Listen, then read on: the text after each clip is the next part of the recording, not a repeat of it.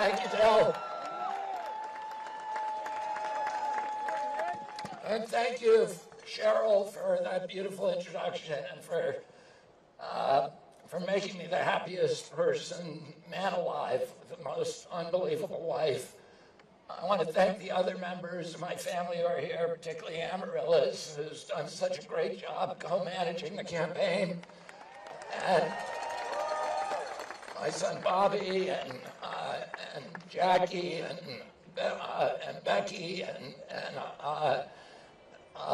Anthony Shriver, and Carolina, and Eunice, and Jesse Shriver, and the other members of my family are here.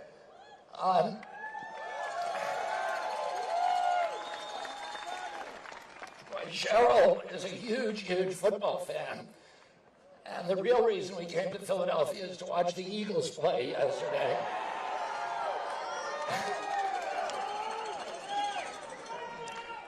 I want to thank also Louis Grassrope for giving the invocation today. Louis, as he said, is a tribal elder of the Lower Brule Sioux, the Lakota people in South Dakota. My father, about a week before he died, my father spent a full day at the Lakota reservation at Pine Ridge.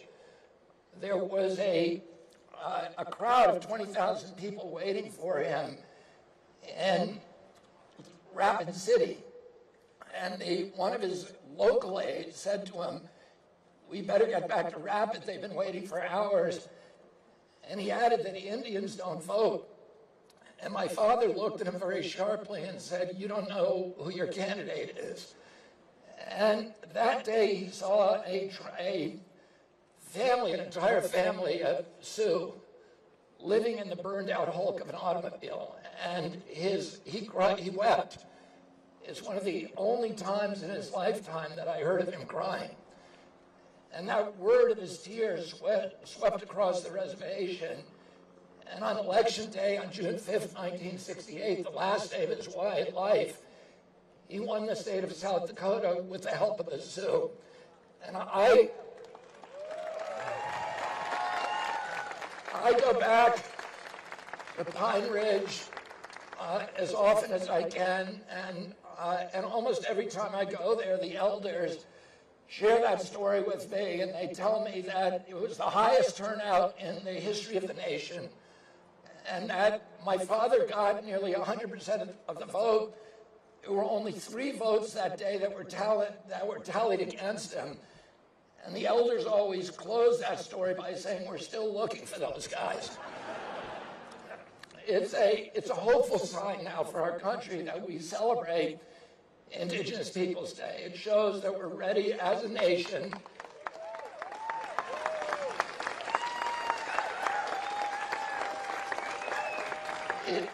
It shows that our country is now ready to explore and to tell each other the untold histories of those dispossessed people who have previously languished on the margins. But today, as the corrupt powers have overtaken our government, the ranks of the dispossessed have swelled so that they not only include Indigenous Americans and Black Americans and Hispanic Americans, they include tens of millions of people who live paycheck to paycheck in financial desperation. The dispossessed also include the legions of the chronically ill, of the addicted, the depressed, the 80% of our country that cannot afford a middle-class lifestyle. A rising tide of discontent is now swamping our country. There's danger in this discontent, but there's also opportunity and promise. The danger is that the demagogues will hijack it toward fascism, or that our rulers would defer to us to use it as a pretense for an attack on an existential enemy, another in the long pipelines of continuous wars. The biggest danger that we've all seen on a day-to-day basis is that they'll direct that discontent against each other. As Abraham Lincoln observed, quoting Jesus Christ, "A house divided cannot stand." a polarized nation, it's easy for corrupt powers to manipulate and to control and to strip the wealth, its freedoms, its equity, its dignity. Those are the dangers. So what is the promise? The promise is of reunion. We are told today that our nation is hopelessly divided. But I found something different as I travel this country. The most hateful voices, of course, are always the loudest. But there are a lot of quiet Americans who are looking at disgust at the vitriol, the name-calling, and the venom. They want it to end. They want us to get along. They want to end.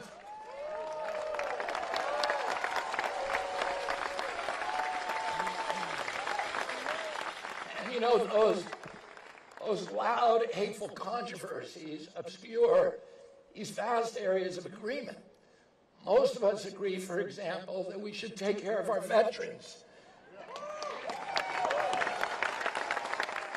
Most of us agree that we should seek peace abroad instead of war.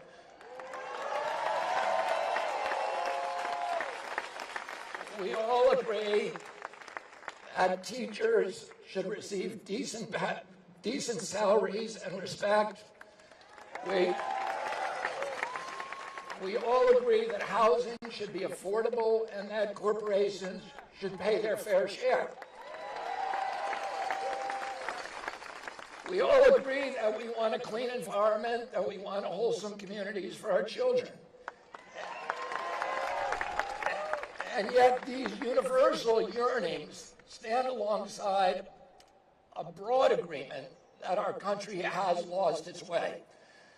Americans are weary, they're tired of the culture war, the phony slogans, the politicians who use the partisan blame game to divide us against each other and keep us all at each other's throats.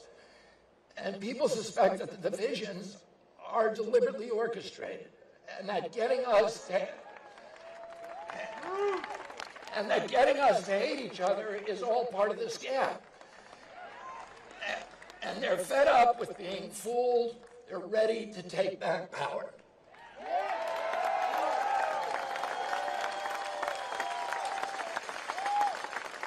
There's no other explanation for the enthusiasm I see every day as more and more people flock to this campaign. Sometimes it gives me goosebumps.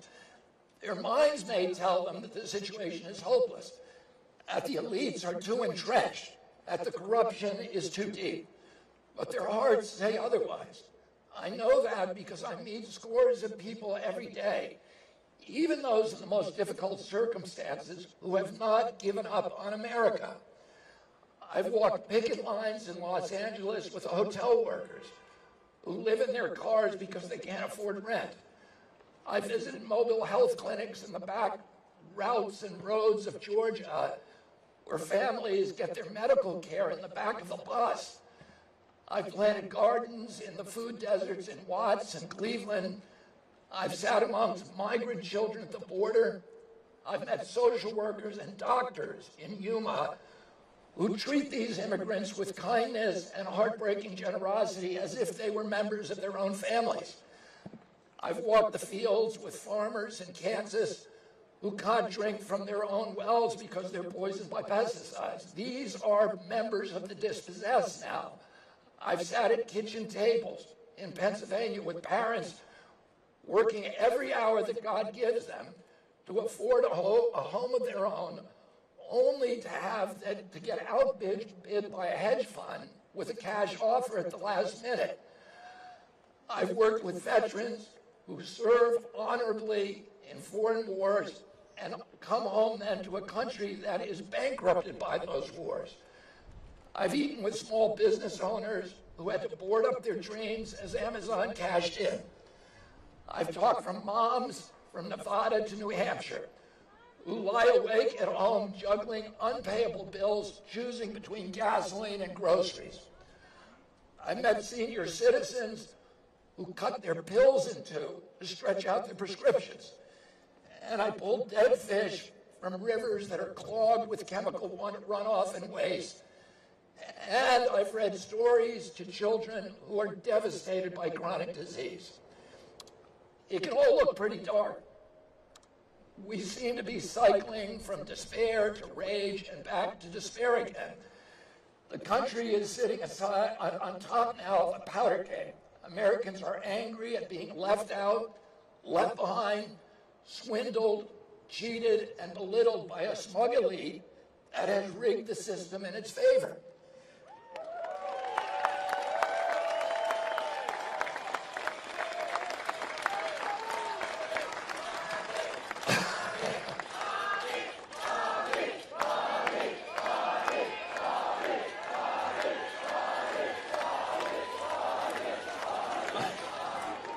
I've also seen hope. I've traveled millions of American miles across my career. And to quote Tennyson, I am part of all whom I have met. For 40 years, Americans across the country have fortified me with their courage and their idealism. But this year, I have witnessed an upwelling of optimism that I've never seen before. And optimism isn't the same thing as denial. We have to acknowledge the truth. We do face a decaying infrastructure and record levels of suicide, depression, addiction, chronic disease. We do face an entrenched political corruption and an inequality of wealth not seen in a century. But the good news is that people like yourselves are finally fed up. Something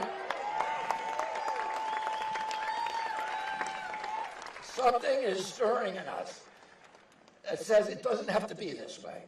People stop me everywhere at airports, at hotels and malls, on the street, and they remind me that this country is ready for a history-making change. They are ready to reclaim their freedom, their independence.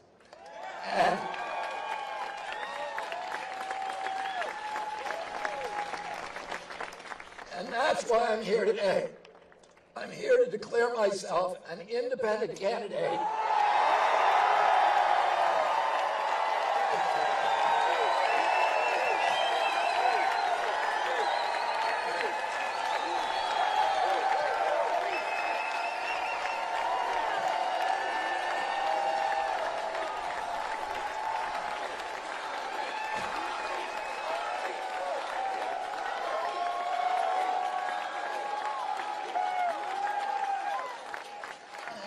candidate for President of the United States.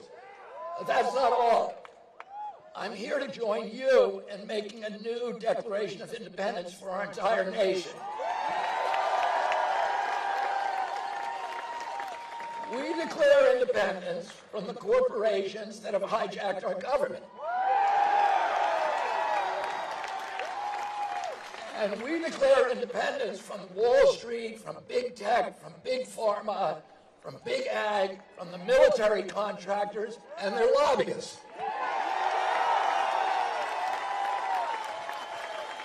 And we declare independence from the mercenary media that is here to fortify all of the corporate orthodoxies from their advertisers and to urge us to hate our neighbors and to fear our friends.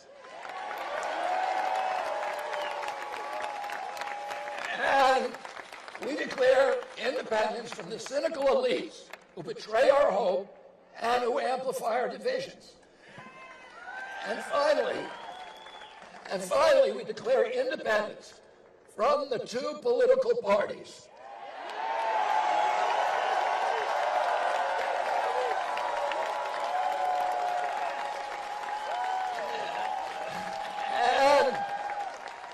and the corrupt interests that dominate them and the entire rigged system of rancor, of rage, of corruption, of lies that has turned government officials into indentured servants for their corporate bosses.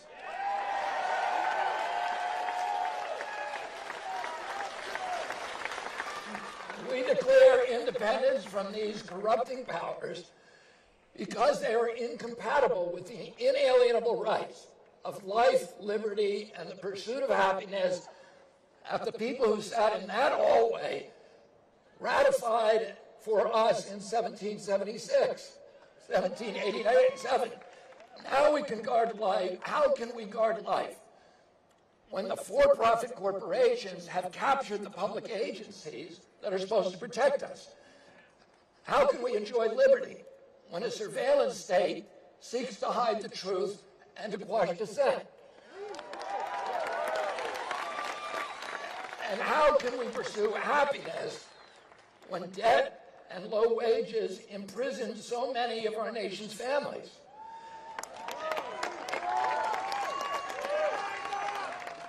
And so I've come here today to declare our independence from the tyranny of corruption, which robs us of affordable lives, our belief in the future, and our respect for each other.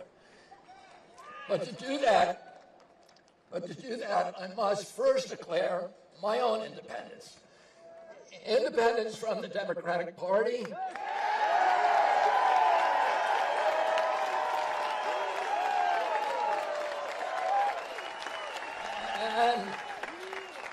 and from all other political parties. I haven't made this decision lightly. It's very painful for me to let go of the party of my uncles, my father, my grandfather, and both of my great-grandfathers, Honey Fitzgerald, and Patrick, who was the first Irish Catholic ghetto mayor of Boston, and Patrick Kennedy, who was a ward boss in Boston. Both of them launched our political dynasty over 100 years ago. But my sacrifice is nothing compared to the risk our founding fathers took when they signed the Declaration of Independence 247 years ago. They knew that if their revolution failed, every last one of them would be hanged. They chose to place everything on the line. When John Adams put his pen down after adding his signature to the Declaration, he turned to those present and he said to them, sink or swim, live or die, survive or perish.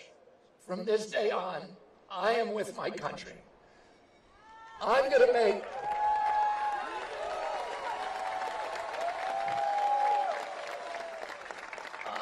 make that same pledge to you today, so that I can stand before you, as every leader should stand before you, free of partisan allegiance, free from the backroom deals, a servant only to my conscience, to my Creator, and to you.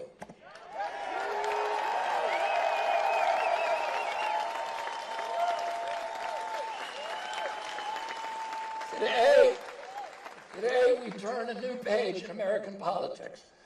There have been independent candidates in this country before, but this time it's going to be different.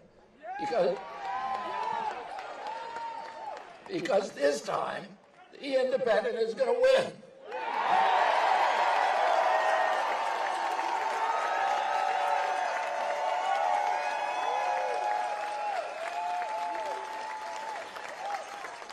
Three-quarters of Americans believe that President Biden is too old to govern effectively.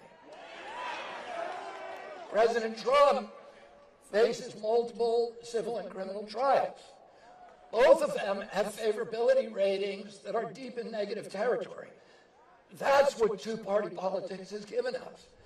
And that's why we need to pry loose from the hammerlock of the corrupt powers in Washington, D.C., and make this nation ours again.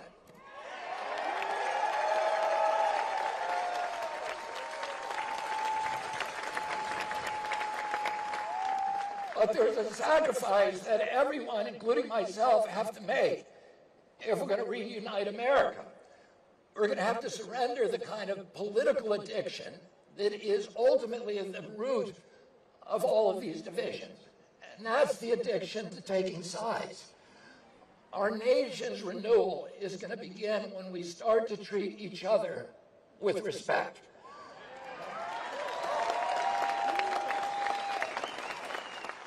Only then will we be able to step outside our tired, stuck debates. We can ask the questions then that nobody thought to ask. We can discover solutions that were right in front of our face. We will listen not just to the other side, but to those who are apart from any side. In a two-sided conflict, both parties have a kind of mutual dependency. Each side depends on the other to define themselves as good guys, in contrast to the other side, who of course are the bad guys. Well, if you're a team good, then you'll do anything, no matter how unscrupulous, to defeat team evil. And that's why we've seen both parties sacrificing their core values and the foundational canons of democracy in an all-out struggle for power. In a war against evil, any means justifies the end. The result is that we ourselves become evil if we participate in that battle. The child who is obsessed with hating a parent becomes that parent. As I've surrendered my attachment to taking sides over the past 6 months, I've been able to listen with new ears to people with whom I disagree and to see solutions that would otherwise have been invisible. I'll give you an example. 6 months ago, I thought that an open border was a humanitarian policy, and that if you were for sealing the border, it meant that you were probably a xenophobe and maybe a racist. I was wrong. How did I learn I was wrong? It wasn't just that I listened. It wasn't just that I listened to the other side. It was when I actually visited the border and listened to people who weren't on either side. My views changed as I spoke to Border Patrol officers, to local officials, to local sheriffs, to aid workers, and to the migrants themselves. I saw that no one party has a monopoly on wisdom, and none of the simplistic narratives actually contain the whole truth. My promise to you as president is that I'm going to do this on every issue. I'm going to listen to the stakeholders.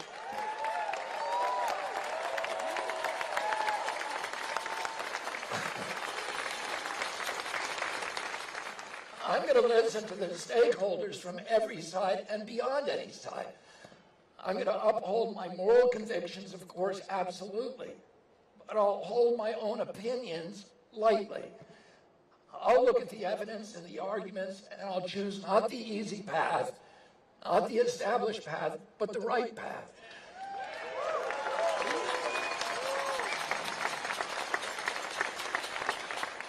In making an independent run for president, I take inspiration from the one other president who did not have a political party, and that president was George Washington.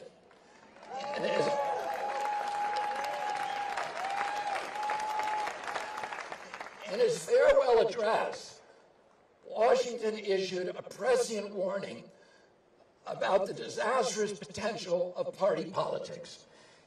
Inevitably, he said, political parties will be taken over by a cunning, ambitious, unprincipled minority who will serve the interests of the party rather than the interests of the nation and usurp for themselves the reins of government. Washington's dire prediction has certainly come true. I intend to wrest the reins of both parties and return power to the American people.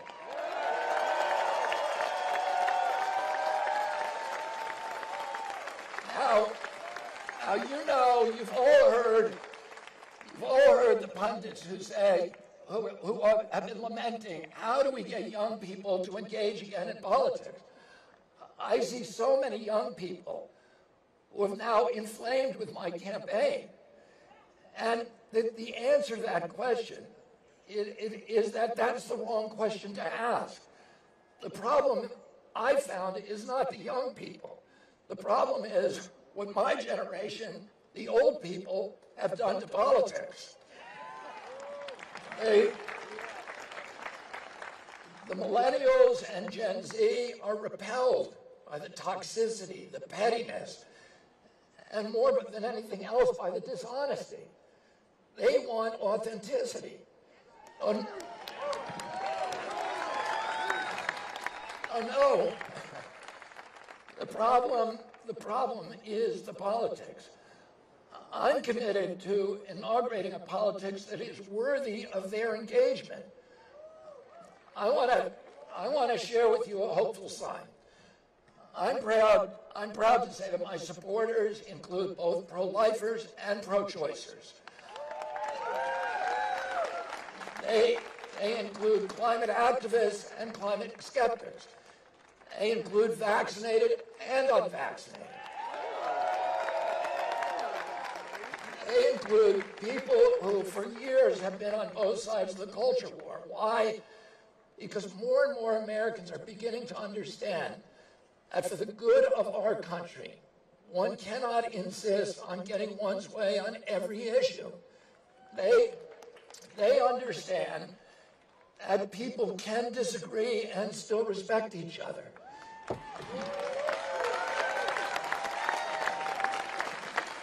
You can be pro-choice and not think that pro-lifers are women-hating zealots. You can support the Second Amendment and not think that gun control advocates are totalitarians who hate freedom. This is what I mean from independence. It's more than being independent of two existing parties. It's also independence from tribal thinking.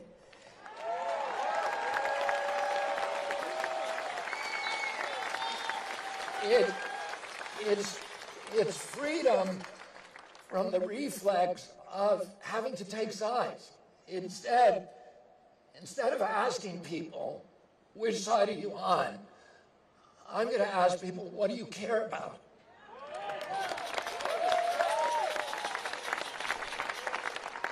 What do your children need? What is it like to be you? What do you love? Because our country is never going to heal if the formula, the only formula, is for one half of the population to vanquish the other half in a pitched battle. I'm happy to say that the old political alignments are dissolving. Right and left.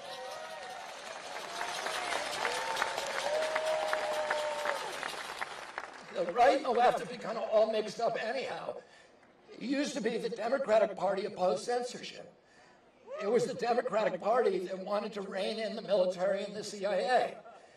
It was the Democratic Party that fought corporate influence. Remember when Wall Street and big corporations all supported the Republicans? Well, who is the liberal now, and who's the conservative? Who is the left, who is the right? These labels make less and less sense. Yet out of habit, we still group ourselves around the empty husks of those old alignments and threadbare ideologies. But now that habit is breaking down.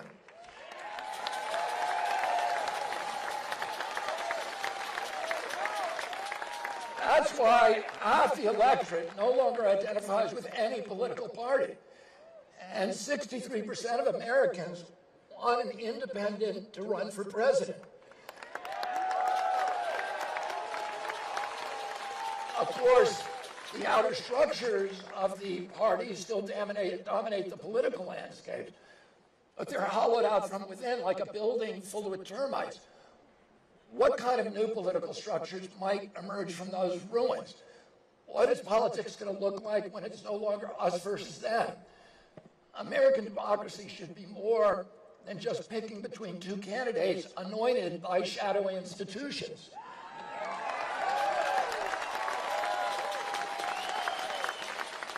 Big oil funds the Republicans. Big tech funds the Democrats. Big pharma and the military contractors make sure to give to both. Instead of two parties, we have this kind of uniparty, a two-headed monster that's constantly bickering with itself as it leads us all over a cliff. And at the bottom of that cliff is the destruction of our country. Neither party has offered any kind of meaningful resistance to the endless wars that have sucked dry our wealth and slaughtered our youth. Neither has done anything to reverse the erosion of the American middle class. Both of them are powerless to rein in our exploding deficits. They have contributed equally to the corporate giveaways, to the corruption in Washington, and to the erection of a surveillance state. Yeah, there are good and honest people within both parties, even in their leadership, but the system itself is hopelessly corrupt. Now let me tell you what an independent presidency will look like. Because I'm independent of the military contractors, I'll be able to pursue a foreign policy that puts peace and diplomacy first.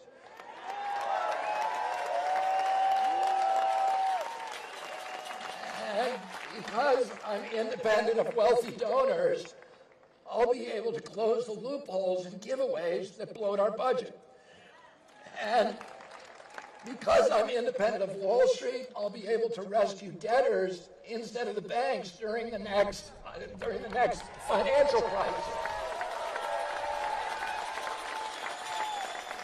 And because I'm independent of big polluters, I'll be able to clean up our soil, our water, our air, and protect our Purple Mountain majesty.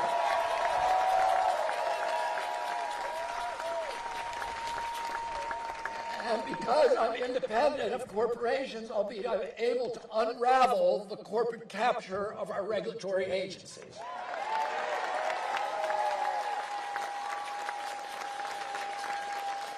And because I'm independent of both political parties, I'll be able to enact bold policies that are outside of the partisan conversation. Let me be clear, though. Being independent of the two political parties does not mean making them my enemy. Dogmatic opposition is just as much a form of dependency as dogmatic loyalty. As president, I'm going to work with officials from both parties who want to join me in serving our nation rather than exploiting and searching for partisan political advantage. Every president enters office promising to unite the nation and to work with people from the other party across the aisle. None of them ever does it. They can't. They're already chosen a side. Well, I'm not going to have that problem. I'm going to build coalitions from both sides of the aisle. What that means is that members of Congress will start working together across party lines in ways that we've barely seen for a generation. My uncle, Senator Edward Kennedy, my Uncle Teddy, has his name on more pieces of legislation than any senator in the United States history. He did that, he accomplished that because of his capacity to reach across the aisle.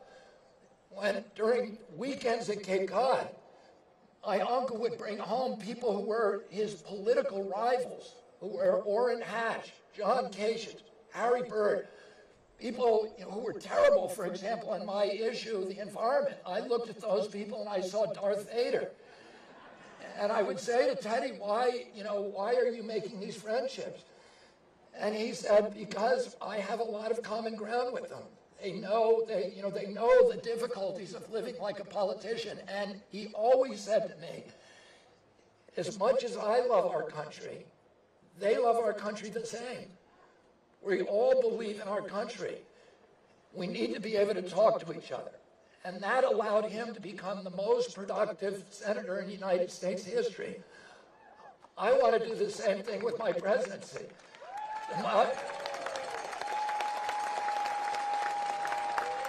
And I'm going to tell you that because of that, it's going to be very hard for people to tell whether my administration is left or right. Is it right-wing to support small farms? Is it right or left to pull our nation back from the brink of a war with Russia? Is it right or left to implement a tamper-proof election system that also guarantees that everyone has a right to vote?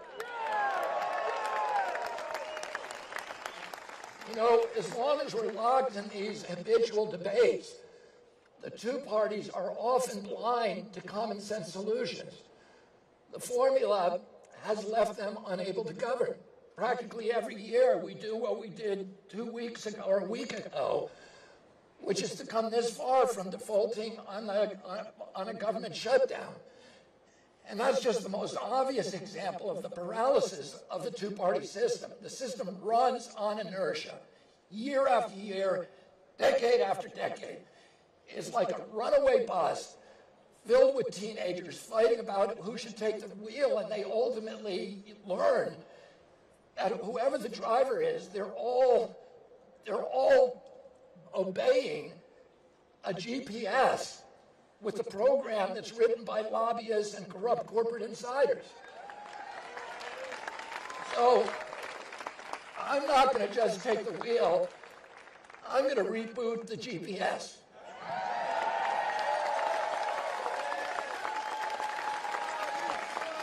And you know who's going to set the new destination?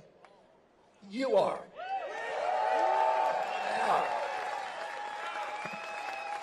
Because as I've traveled this country, I've listened to you, and I know what your hopes are for the future, and I know your idealism.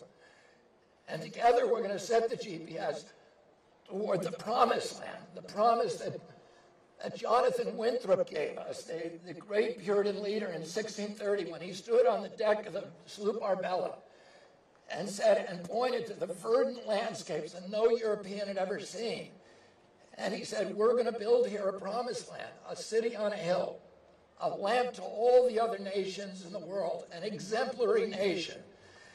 And we came close to fulfilling that destiny in the years after World War II. You know,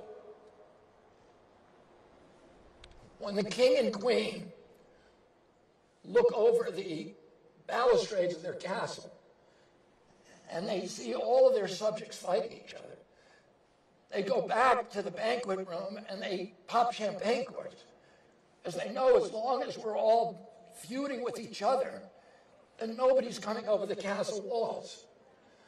So this hatred we have for each other is orchestrated. And what my job is during this campaign and then during my presidency is to unify Americans. And then we're all going to go over the castle wall together. And we're going to take back our country. You know, Moses, during the end of his life, he had brought the Jewish people from slavery in Egypt across the Red Sea, promising them they would get to a promised land. But 40 years later, he was 120 years old, and they had not found the promised land. And the Jewish people were angry at him, and they said to him, why did you bring us out of Egypt? We were better off in Egypt. He went to God, Moses went to God and said they're going to stone me. And God took him up to the top of the mountain, and he let him look over the river Jordan. And he showed him the land of Canaan, the promised land. And he said, you can't lead them there. They need to get there on their own, but you've brought them up to the edge. But the people need to get there on their own. And he warned them, they can't waver from left or the right. They have to go forward. Martin Luther King, the night before he died, recalled that without mentioning the story. But he said to the people, I've been to the mountaintop. I've seen the promised land. I know what it looks like. And I may not get there with you, but you're going to get there. But you have to get there yourselves. The people have to decide to take back the power in this country.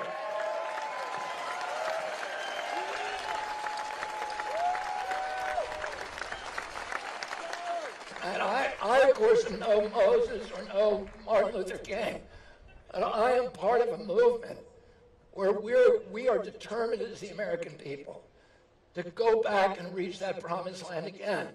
And I do know what it looks like, because I've had glimpses of it during my lifetime. I know it's an America with a prosperous middle class, where if you work hard, if you play by the rules, you can finance a home, you can raise a family, you can take a summer vacation, you can put something aside for your retirement. I know that it's a place where we don't have to choose between economic prosperity and environmental protection. I know it's a place where our children will have the same opportunities for dignity and enrichment and prosperity and good health as the communities that our parents gave us.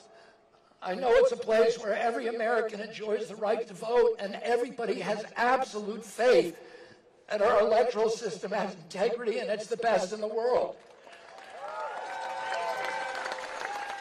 I know it's a place with incorruptible regulatory agencies. When I was a kid, the FDA, the CIA, or the FDA, the EPA, the NIH were the gold standard regulatory agencies in the world. The other nations in Europe and Latin America based their regulations on what our regulatory agencies said.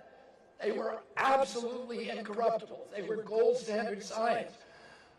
I know that that promised land is a place which is a bastion for the rights that are enshrined in our Constitution. And I know that that promised land is a place where America is a moral authority around the world, that people look to us for leadership, that it's a place that promotes peace instead of war. And I know that America is possible when we declare independence from the deadlocked party establishment.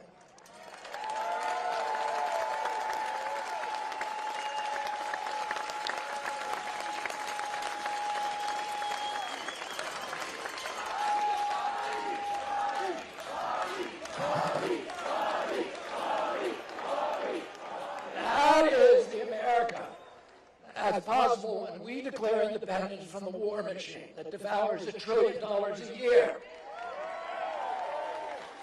That's the America that is only possible when we stop fighting each other and go over the fortress wall. And that's the America that I'm going to serve when I become President of the United States.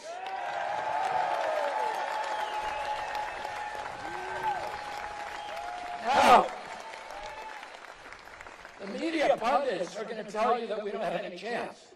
They've given me a couple of first names. One of them is long-shot candidate. And they say my impact is only going to draw votes from the other candidates. The Democrats are frightened that I'm going to spoil the election for President Biden.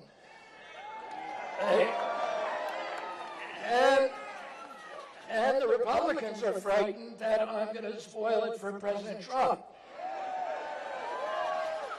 The truth is, they're both right.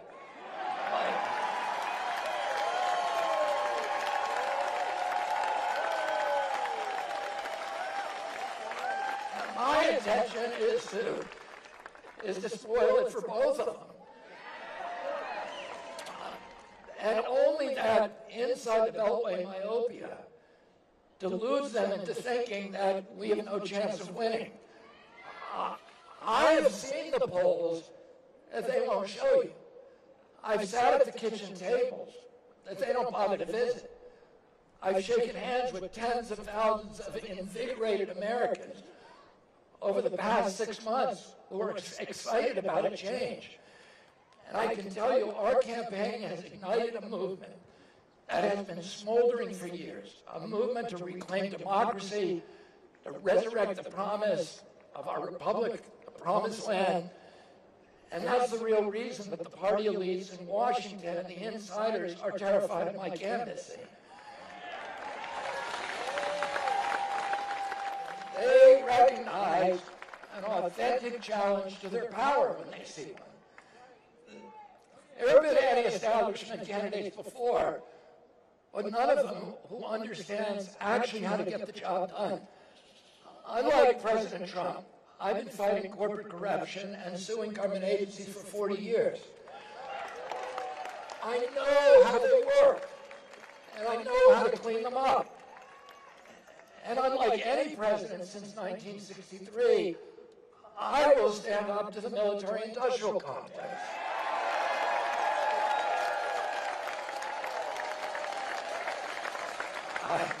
I will cash in the peace dividend, and I'll bring our troops home with honor. I'll rebuild America's strength from the inside out. What really terrifies the elites, though, is not me. It's what I represent, a populist movement that defies left-right division. I am merely the bowsprit of a ship that is going to cut through the armadas of corruption, of secrecy, of lies. And except for the small minority of public officials who are actually corrupt, I'm going to tell you this secret. I am no enemy to the people of the two-party establishment, because guess what? They don't believe in it anymore either. They don't believe their own posturing. They don't believe their own rhetoric. That's why so many public figures, Democrats and Republicans, have told me quietly, I can't support you publicly, but I really hope you win.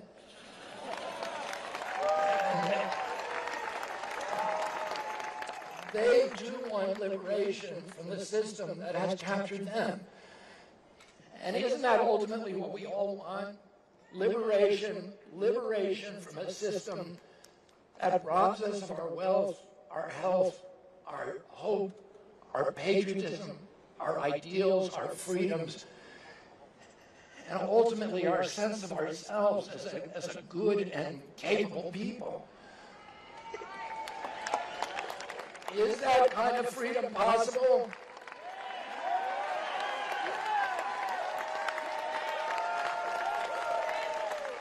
Is healing our divided nation possible? If we wait for someone else to liberate us and unite us, no, then it's not possible. It becomes possible when we decide to take action ourselves. People ask me, can you win? And I want to turn that question back on you. Will our movement win?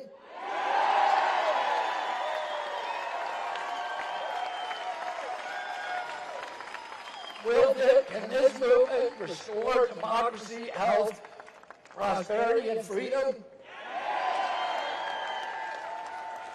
I'm not asking you to make a prediction. I'm asking you to make a choice. It's going to happen if you choose for it to happen. Democracy doesn't come about as a gift from oppressive elites and authorities when they finally relent. Democracy comes when people choose to exercise their power. And so I'm asking you today to join me in exercising the sovereign choice of a democratic people. Are we ready to win?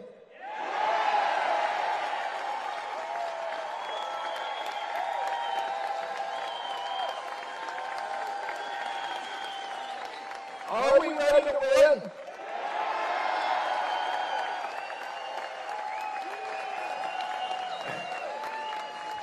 And that's what a new Declaration of Independence sounds like.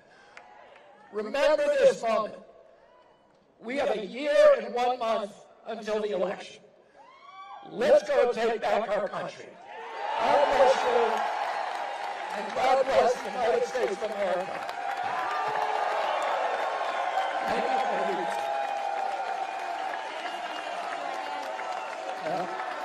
Oh, hey. Hey. Thank you. I love you, man. Thank you. Yeah. Let's do it hands up.